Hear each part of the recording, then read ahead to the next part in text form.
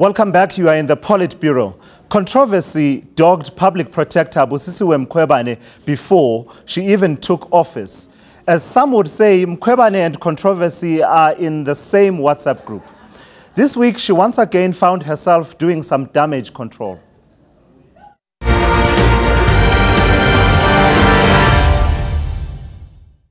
In her reaction to President Jacob Zuma's establishment of the long-overdue State Capture Judicial Commission of Inquiry, Public Protector Mkhwebane called for the probe's scope to be widened.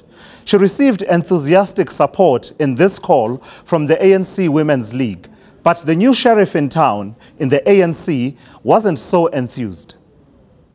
We should not delay the process of this commission by going to 1652 or 1948 or 1994, because this one is very clear. We're talking about things that happened now where there are clear leads and where the people who've done wrong are still alive, are still around, and those are the ones that must be pursued.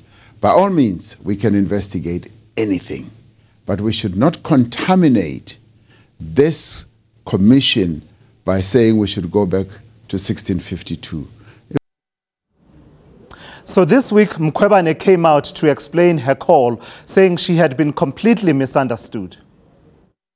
As an office, I received further complaints when the matter was after the Gupta leaks email story, and those complaints are still related to the issues which are in the state of capture report. Therefore, I wanted those issues to also be investigated by the commission, because then the commission will focus on all these matters and they are related, taking into consideration of resource constraints, the ones which I've been mentioning. Because if you check my statement, I'm saying that needs to be broadened, and then so that everything relating to the state of capture can be dealt with.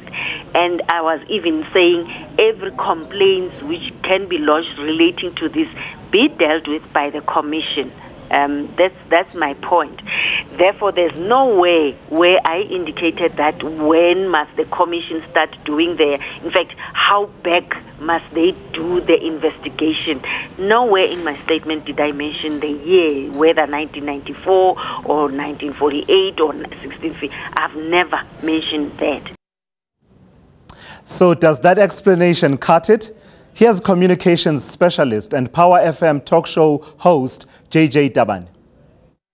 I don't believe her, and it's unfortunate because the public protector needs to be believable in what she does. We all understood clearly that there was either an investigation to focus on the state of capture report, or an investigation to include 100 other things from Nonqawuze to Jan van Riebeeck, right?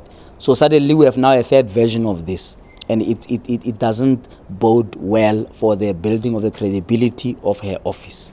This is suspending my judgment about her, but I think she needs to watch the kind of signals he sends to South Africa, because there's an impression, rightly or wrongly, that she seems to be a lot too defensive when it comes to the state of capture report, because he's pointing a finger at the president more often than not. It's her fault, because before she even assumed office, she made it her business to say she won't be focusing on the state of capture report, when it was the biggest thing that the country is crying over, the biggest thing that the country was talking about, and the most recent report that her predecessor, right, had tabled to the country, and it was even a subject of a court matter. So that immediately gave a wrong impression about what her intentions are, because people expect the public protector to protect them against the graft that is being alleged through the state capture, and therefore she sent a wrong message when she started office. But she can still redeem herself by just making sure that the people in her office, the lawyers that advise her and so on, are diligent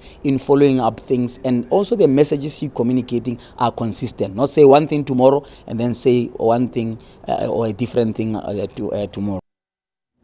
With that, the Politbureau is now adjourned. Let's reconvene again next week. Thank you for watching.